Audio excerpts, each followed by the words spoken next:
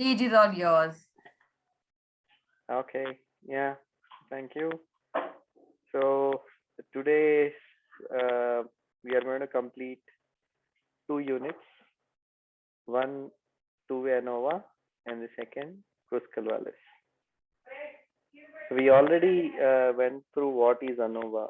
ANOVA is when you are trying to actually compare more than two groups and trying to actually come up with uh, you're finally making a conclusion whether the factor whatever that is selected is really affecting it or not. So that's the so so basically it is a one factor. You have one factor and more than two groups, then you will use one way ANOVA. So I'll just repeat one of the examples that we had in one way ANOVA so that you can appreciate what two way ANOVA is. So so let's say you have a group of you're trying to actually your research question is about your whether having a cell phone or talking over a cell phone would make a difference in driving or not is the problem statement that you are actually trying to solve. So research has a question saying that whether cell phone really matters, whether it really affects your driving or not. So here what is the factor that you are actually trying to check? You're trying to check your driving efficiency. That is the factor. And what are the groups that you are actually checking this factor against? You are taking a set of people who is not talking in cell phone. You are taking a set of people who are talking over cell phone but using hands free, and you are taking a set of people who are talking over cell phone not using hands free, right? So you have three groups, but the factor is only one, that is how it is affecting the driving. Okay, so that is one way ANOVA. So you have one factor but more than one group. Okay, so now what is going to happen if we have more than one factor? Okay, so let's take a problem statement just like your happiness index post marriage, or so you are talking about three groups here as well. You are trying to check the happiness among bachelors. You are trying to check happiness among people who are married, and you are checking happiness using among people who are divorced. You still have three groups, and you are just trying to check whether marital status really matters for happiness or not. Just very similar to this problem. So there also it is only one factor that we are talking about, which is marital status. Which is happiness index. And you are checking groups which are based on the marital status, right? So you have one factor which is happiness index, and you are just checking against marital status whether this happiness is different among these groups or not. So now let's introduce one more factor in the same problem statement. Is this how exactly if I have something like a gender, right? Is male more happy, or rather, whether really gender really matters? Uh, is when I'm actually measuring this happiness index, uh, so so can I actually determine that okay, yes, for males, happiness index really matters based on marital status. For females, it doesn't matter. So will gender also be is coming as one more factor, right? So the moment you are actually bringing this one more factor, then what you use to do this particular analysis is two-way ANOVA. So now you have two factors. One is happiness index and also the gender, and then you are still checking the groups which are based on the marital status. So that is when two-way ANOVA really comes into picture. So you have two factors, that is male and female, and you have three groups. Okay, so you have male and female, that is gender as one factor, happiness is another factor, and you have three groups which you are actually analyzing, both for male and both for female. I mean, both for male and female. Okay, so is this part clear? What, when exactly this two-way ANOVA is used?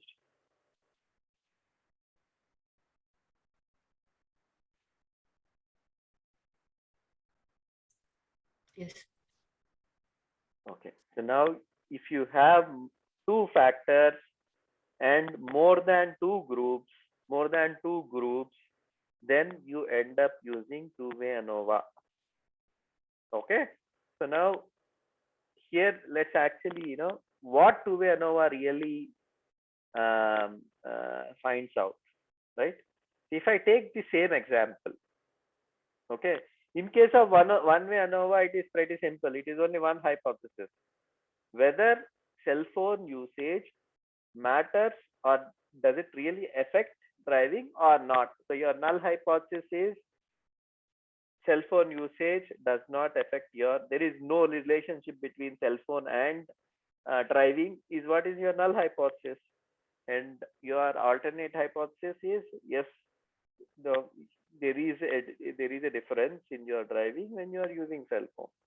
So that is your alternate hypothesis, right? So how two-way ANOVA hypothesis really works? So there are three different hypotheses that really you are checking in this particular case when it comes to two-way ANOVA. First one, you are just saying that whether there is an effect on marital status. Based on marital status, happiness, you can actually say that your happiness is different. So basically you are saying, you are taking one factor is happiness, right? And you are just saying that, okay, yes, happiness really, changes based on your marital status is one null hypothesis. The second null hypothesis that you are actually talking about is gender. So now you have gender as well here as the second factor. You are saying that so if you have so for male, happiness index really changes, and for female, happiness index changes. So basically you are saying that based on gender, marital status really matter or not. I mean, basically based on gender, happiness changes is what is the second main effect that you are talking about. Here you are taking away the marital status. You are just comparing the gender. Happiness in male, happiness in female. Okay. So in the first one, you are removing the gender and you are saying that marital status really matters for the happiness. So basically, you are taking first factor and then you are trying to actually analyze the happiness index. You are taking the second factor and then you are analyzing the happiness. Okay. So basically, this is called as, these two are main effects. Basically, you are taking one variable at a time and you are trying to actually prove or disprove whatever it is. You are either going to accept this particular null hypothesis or reject this null hypothesis. You are going to accept this null hypothesis or reject this null hypothesis. So these two things are called as main effect. Main effect means you are taking one factor at a time and trying to say whether it matters or not. Okay, so main factor is very similar to what one-way ANOVA is talking about. So basically this is one-way ANOVA and this is second one-way ANOVA. So you are not really worried about analyzing both factors at a time.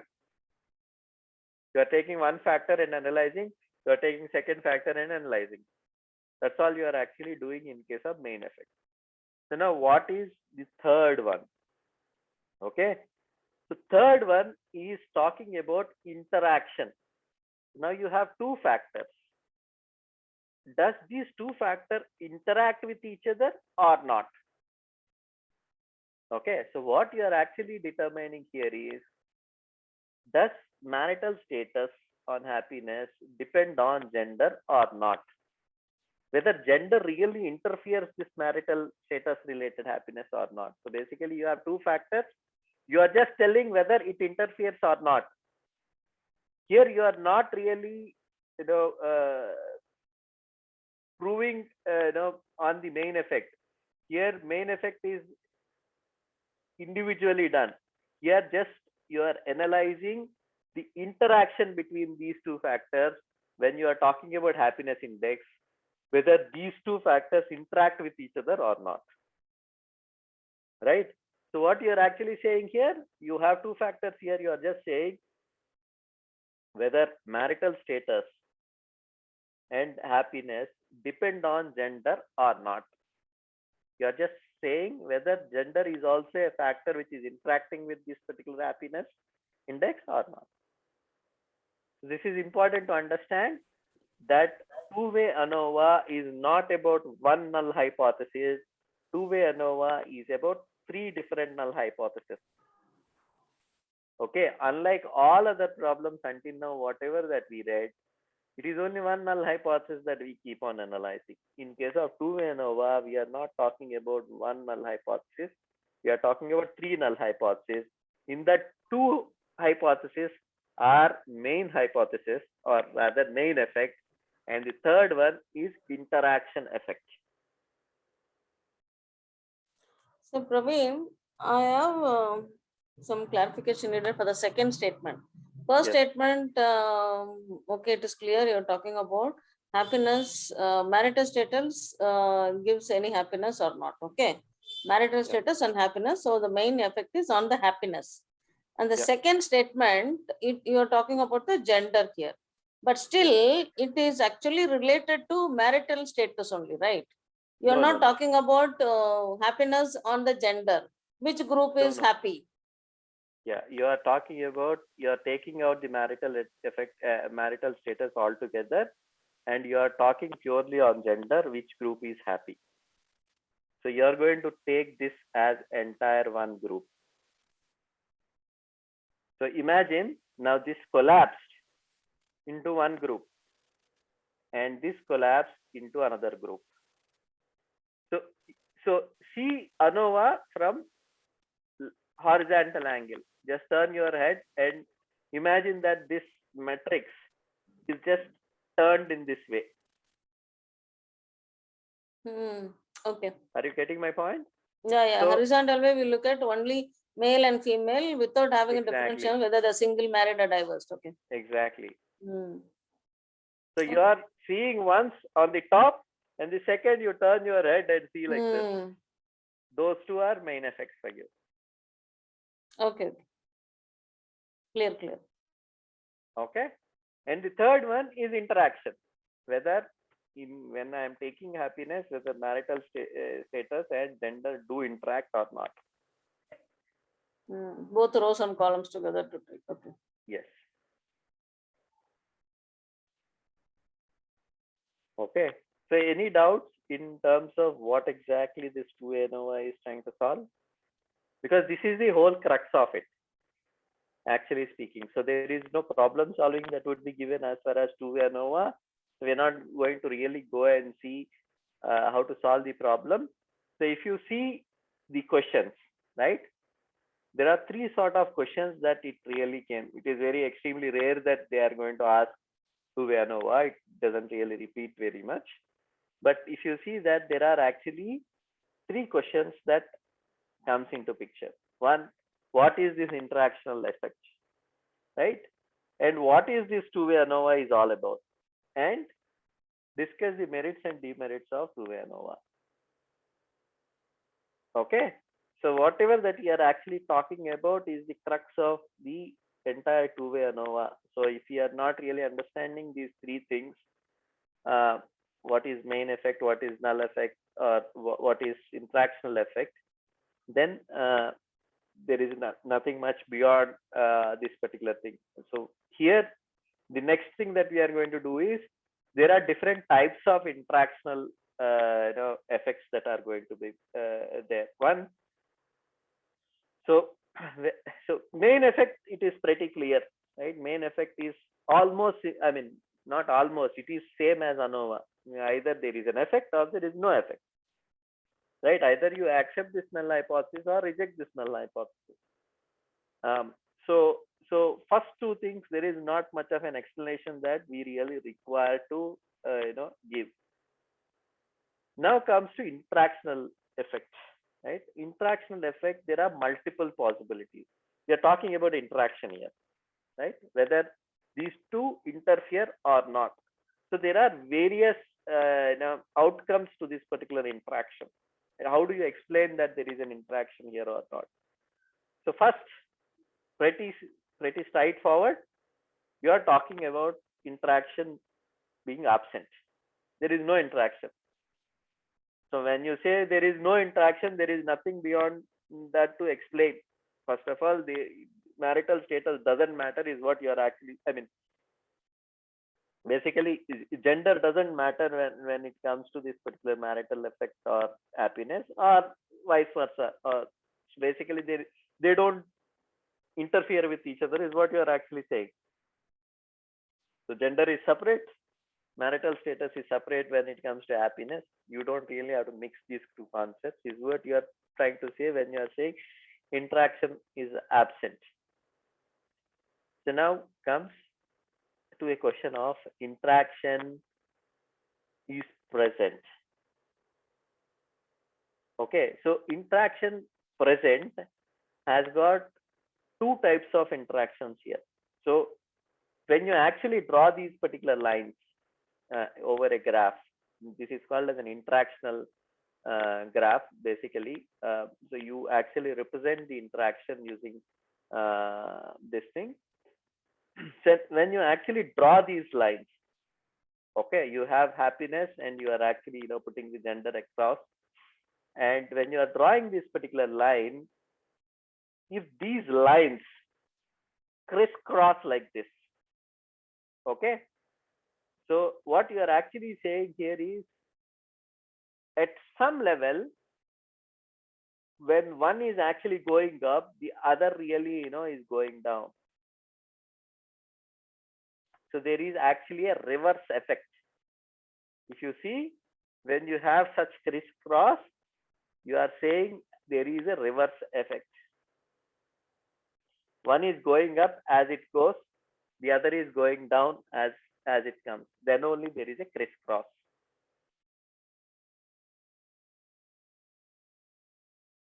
Okay, so this is called as disordeal type of interaction. So you are actually saying there is a reverse in the effect of it. So if one is having a positive effect, other has got a negative effect kind of a thing. So it is called as a crossover interaction or else disordeal interaction. Okay. Praveen, when do Yes. we use this ordinal? Okay, so this is just to actually explain the nature of interaction that you are going to have. So you are talking about, see here we are talking about whether, see, whole null hypothesis here. What is null hypothesis that we are having? You are trying to actually say in case of interactional, you are just saying that whether there is an effect. Okay. So, Okay. So sorry, this got disconnected.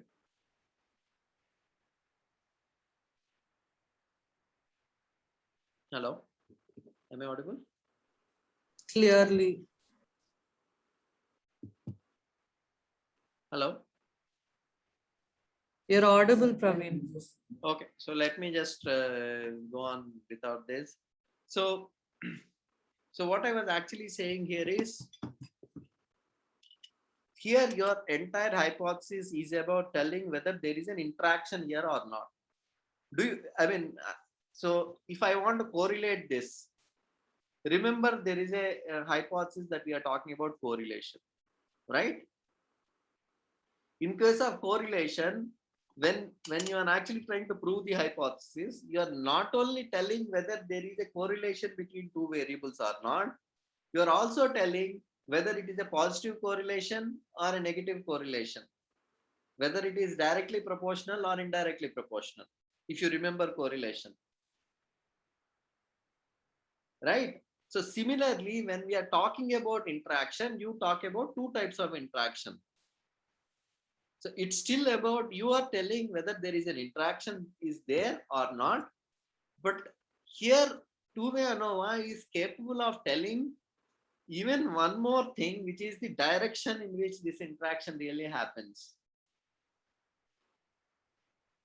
Okay, so this is if it is of a crisscross nature, it is called as a disordinal interaction. So you are just explaining the nature of interaction here. Okay, the way that it happens. One is growing, the other is coming down. So basically both are reversing their direction basically. So one is taking the direction up, the other is taking the direction down. But they do interact with each other. Okay, so that is what is the disordinal interaction. I hope I answered your question. It is more about you are talking about whether there is an interaction or not, and then you are talking about what is the nature of interaction. So this is not a separate problem statement. You are just qualifying your observation. So you have a null hypothesis here, and you are qualifying that, okay, which type of interaction is this ultimately.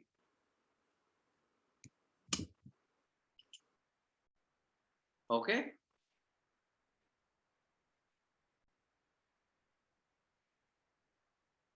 Is this clear? Yes, Praveen. Yeah. The second way of interaction is here both are not reversing their direction, both are going together, but it's just that the increase is not really proportional. One might be having a higher degree of the other might be having a lower degree of slope.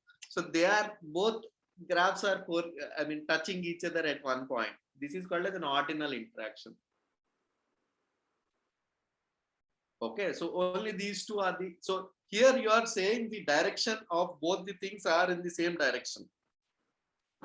Just that the slope at which this increases, from is lesser when compared to the other. But does it meet at one point? No, right? Yes, they do. If you actually extend this graph, then they do meet. They are not two parallel lines. Okay. So interaction always means there is at one point that they do meet. Exactly. But That is at the beginning, is it? When What is it that? start increasing, it won't meet, right? Because both are in a different proportional, it is increasing, no? No. Here it is also about even down. Okay. So not just about the upper one, it is also about down. So you are actually plotting this graph with a very smaller set of sample data. Okay, so the degree can even go this side. Okay. Yeah, if it is a -1, it will come this side, yeah. Yeah. Okay, and so if it is no interaction, means these two lines would be parallel. That is what is no interaction. So there has to be an interaction effect when dealing with your two-way ANOVA. No, I didn't get that statement. When the variables are like married or happiness, the variables, we tend to look at the interaction effect between variables. Exactly. Yes. You deal with all the three hypotheses. Two main effects and one interaction effect needs to be there when you are talking about two-way ANOVA. Yeah. So you are ultimately going to accept and reject three hypothesis statements, not one. Okay. And the result for each hypothesis is separate. You are going to say either you are going to accept or reject this first hypothesis, and then second statement you are going to accept or reject this second hypothesis, Then third statement is also about you accepting or rejecting the null hypothesis. And on top of it, with interaction, you can give little more data. Okay. So all three will have different results. Yes. Okay. Yes. It is 3 statements you are validating, not 1 statement. Okay. Okay. Okay. So any questions on two-way ANOVA?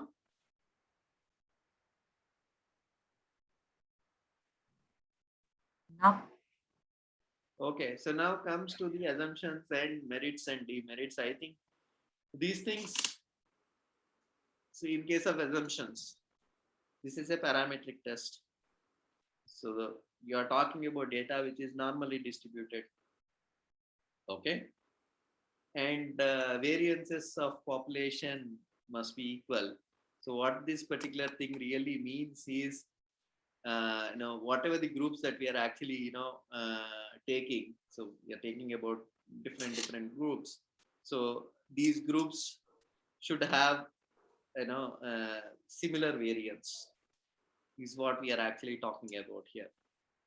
Okay, and all groups should have same sample size. Okay. 5 and 5. Yeah, exactly. Mhm. Here 5, 5, 5. If I take this particular quadrant, it is like 15, 15. Okay, and merits, obviously you are checking the effect of 2 factors, not 1. Praveen, sorry to cut you. So I was not clear on the third point. Variances of the population must be equal. Okay, I'll tell you what. Okay, so keep aside two-way ANOVA. This is true even in case of one-way ANOVA. So let me explain you in a simpler terms. You are taking 3 groups here. Okay. Okay, single group, married group, and diverged group. Okay, so now in case of single group, happiness index changes, right? If I take population of single group, it is a normally distributed population. I just took population of singles. Okay, so I collected all single people and made one population, and I am measuring happiness among these single people. Okay. Okay. So now I took a variance of that population because happiness would not remain same, isn't it? Right. So now I checked the variance. There is some variance that it came X. Okay. 10 or whatever it is. I take some number. Now I took married people. Just married people. Okay. Okay. So even in married people, happiness would not remain same. So there is some variance. Right? Yeah. So let's say married people has got variance of 15. Okay. So now I am trying to take this single people and married people, and then now I am comparing whether marital status matters or not. Okay. So now I have single group with a different variance. I have married group with a different variance. I can't use ANOVA to compare these two. Okay. Okay. You got what I'm saying? Okay. So my assumption is the variance within this single group, which is married as a group, the variance which is single group, which is single as a group, the variance is same.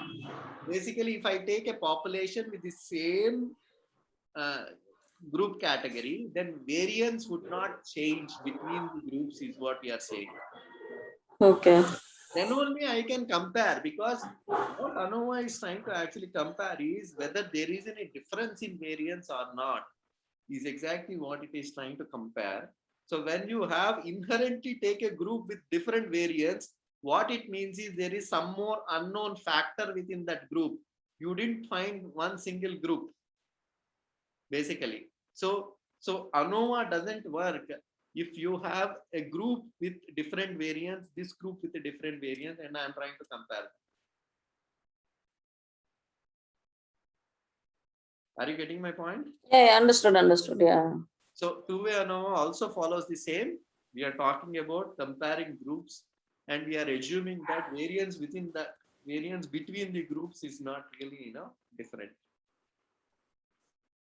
Okay. Thanks. Okay. So any questions? Actually speaking, merits and demerits are very straightforward. We kind of it looks for interaction factors. It can actually test for independence of these factors, right? It can deal with smaller size of samples as well. Okay, and it can actually check for the effect of second variable over the first variable, right? Demerits, it is time consuming, very complex to solve. Okay, so in case of multiple factors, so there are actually ANOVAs which can deal with more than 2 factors as well. And there also things would remain almost similar. It really goes main effect, interaction effect, and all those stuff. So it kind of becomes like a matrix. And list of null hypotheses that this entire problem statement would actually, would solve itself will be a huge list. Imagine you are actually trying to find interaction between one by one factor. So it becomes like a permutation and combination. So ANOVA can become really complex when you have more than, more factors. As factors increase, then your ANOVA could really become more and more complex. And it is computationally, it is like hard. It takes time. You would have actually, seen that even in first one-way ANOVA, there is so many steps. Sum of squares, that square, within group, without group, and all those stuff, right? So if you go to two-way ANOVA and even multiple ANOVA, then it really becomes very, very tough for us to solve it. It requires some imagination to even understand this interaction effect and all those stuff. It is not easy to understand these interactional effect and all those things in the first go. Okay, so that's about two-way ANOVA. Any questions here?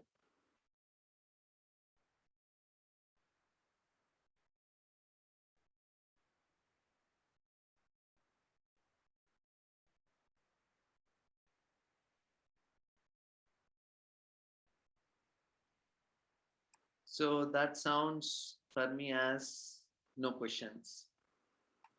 Now going to Kruskal-Wallis analysis of variable. Okay, so this is also an ANOVA. So in case of one-way ANOVA, two-way ANOVA, we talked about the normally distributed population, variance being same across groups, so many assumptions and all those things there, right? In case of this Kruskal-Wallis, this can be a non-parametric test. What it means is the data need not to be a normally distributed data. So it can actually deal with rank kind of data. But ultimately, this is also an ANOVA. So what it means is problem statements would be almost same. You're talking about a group. So you have like a group and you are just checking whether that particular factor, whatever the factor that you are actually taking, will change among these groups or not. So this is same as one-way ANOVA. By the way, it is not two-way ANOVA. This is one-way ANOVA applied for rank-based data. Okay, so you have a non-normally distributed data. This Kruskal-Wallis really comes into picture. Even if it is a data which is not a non-rank based, you rank it and then calculate. The way that you calculate, you ultimately convert your data into a ranks, order it, and then you actually go and calculate Kruskal-Wallis, which is H. Any questions at this stage on Kruskal-Wallis?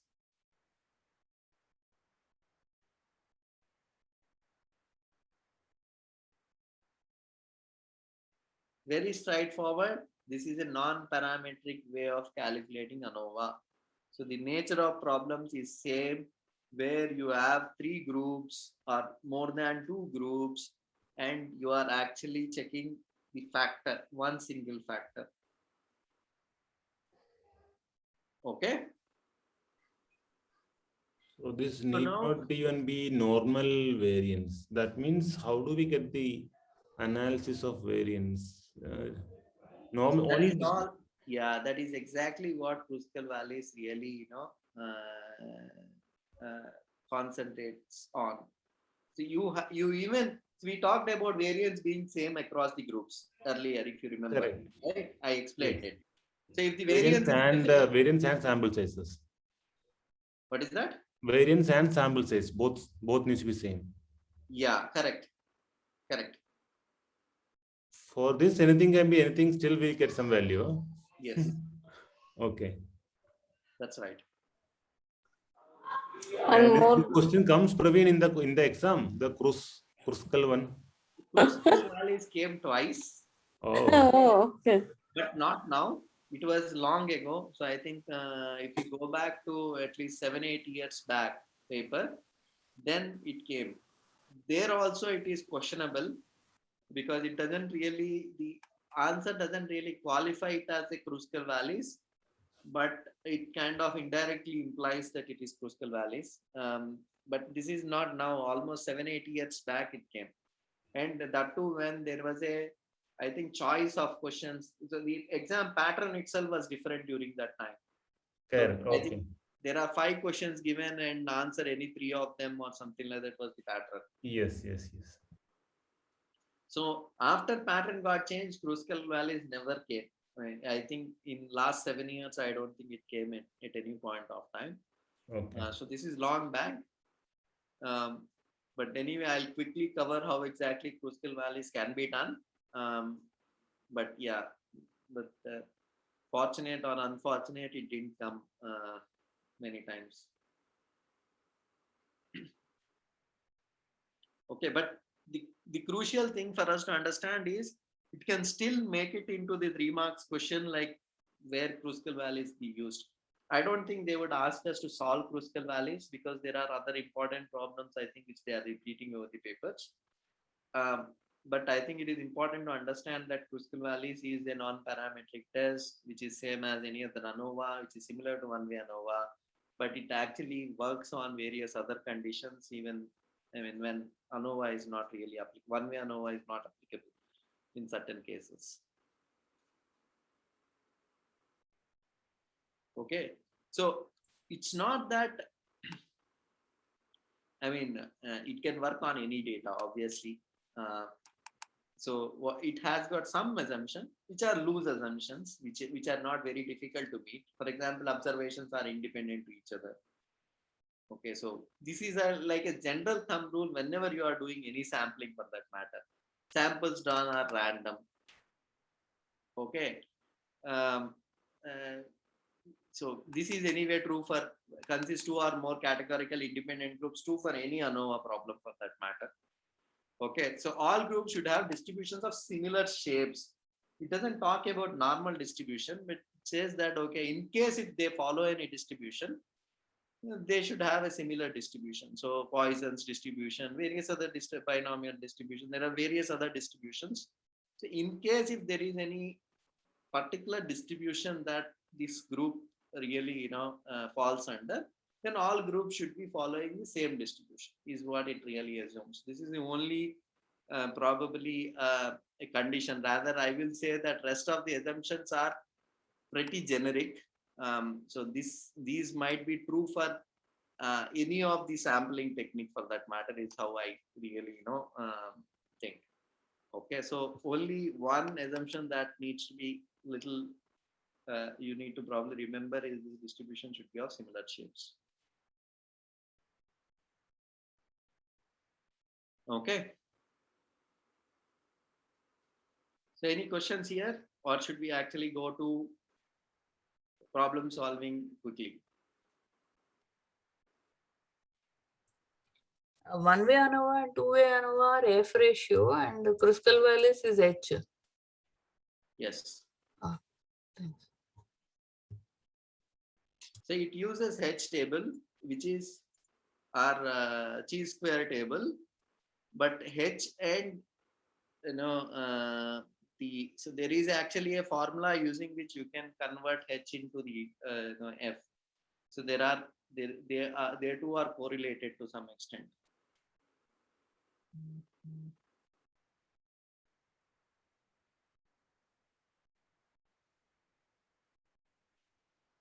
Okay, so this is a H table, and what it means is it is chi-square table that we need to actually look at. Okay, so now going into problem solving. Okay, so the table looks very similar to whatever that we had in case of one-way ANOVA or whatever it is. So there is actually 10 students which are who, I mean, 3 teachers gave marks to these 10 students in terms of their emotional intelligence. Okay, for all these particular 3 students. So how exactly the Kruskal values can be used to gather the data out of it is this particular sum.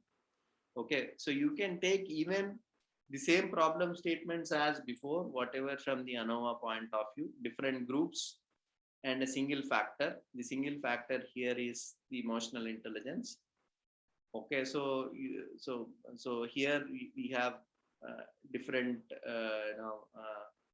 teachers here giving the score of this particular students, right? So here you are actually measuring the way that you are comparing the teachers factor here on the emotional intelligence here. Okay, so here what you are actually how do you do it? These are the steps. First, obviously, you need to define the hypothesis. Hypothesis would be same as whatever the way that ANOVA really comes into picture. Second thing, what you do is you sort the data. So entire data, you have like 30 odd values. You just sort it. You put it in ascending order or descending order, because once you sort it, you can rank them, right? The second thing is assigning rank. Okay. So here I think it is by mistake that is chi-square table is written here, but ignore that is chi-square table. This is not supposed to be there. The third is assigning the ranks. Fourth is, now I'll come to the thing, sum these ranks. So whatever the ranks that are there, sum up.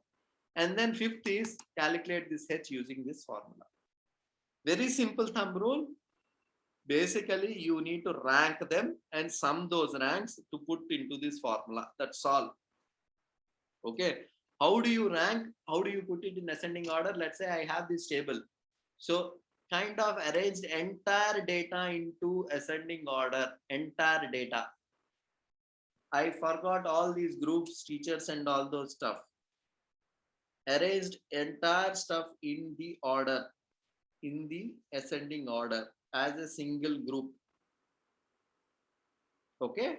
And then now to this particular data, kind of ranked them. Okay, you can see the ranks here. So this is the tricky part. If you remember, in Man-U Whitney test, we kind of applied certain techniques to rank it. That is, you have equal scores 1 and 2. That means rank 1 and rank 2. 1 plus 2 divided by 2 is my first rank. 3, 3, 3, 3, 3, 3. I have 5 threes. That means 3 plus 4 plus 5 plus 6 plus 7 divided by 5. That is 5.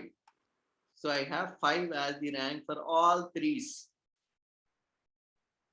For fours, I have 8.5. So you understand how to rank them? Yeah, you're basically adding the position values. Correct. Mm. Adding the position, putting the average value of that positions. Correct. Average should. Okay. Like that, you rank all of them. Okay. Now, once you have ranks, again, divide them into these groups, whatever the groups that you have, right? Divide them. Because when you sum of 8, you have to individually calculate these sums. Okay. So I am calculating the sum of X ranks. I am calculating the sum of Y ranks. I am calculating the sum of Z ranks. And then I put it into the formula, whatever that is there here. There is a formula which needs to be remembered. Okay, this formula talks about, so you collected this particular data of sum of ranks, right? Imagine this as T1, this is T2, this is T3. Okay, so T1, T2, T3. So how the formula really works is 12 divided by n. N is 21. What is n? 21? Total number of readings. So I have 7 readings, 7, 7, 7, 3, 7, 21. Okay, I have 21 readings total. I have 3 groups.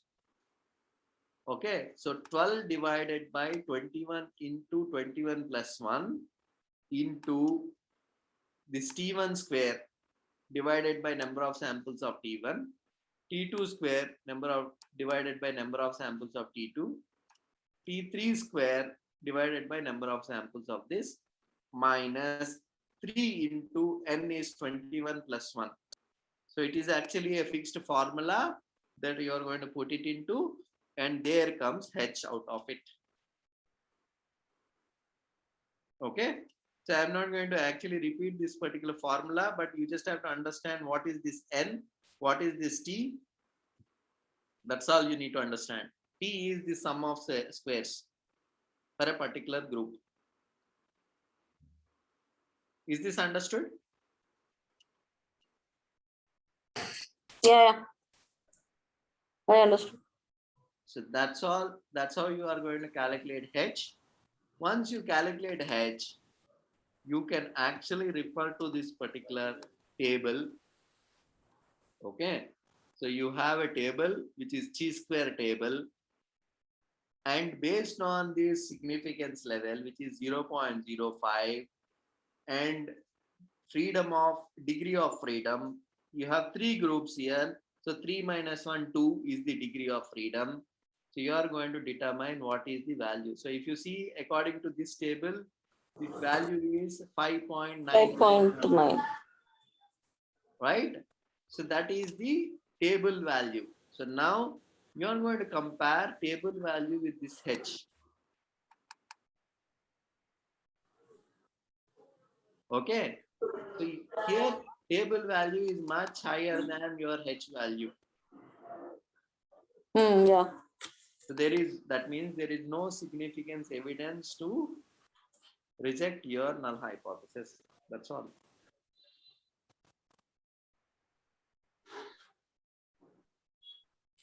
The table value is lesser than you have to accept.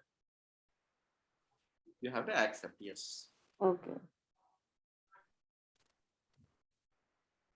In fact, it's only the Man-U Whitney test. It happens in a reverse way. In the rest of all the cases, this is how you're going to determine. Man-U Whitney test actually takes the reverse step. So if the table value is lesser than the other value, then you are going to reject it. So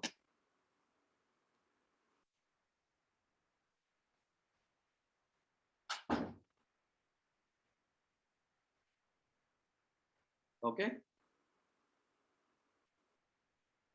So any questions? So then actually comes to an end of Kruskal Wallis as well.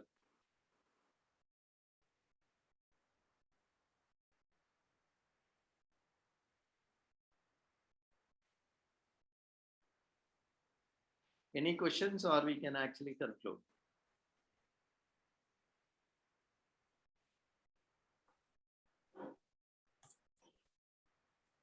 No question from me. Understood. Beautiful. But I have one basic question. Yeah. If you don't mistake. Yeah, go on. Should I Stop use the recording. recording?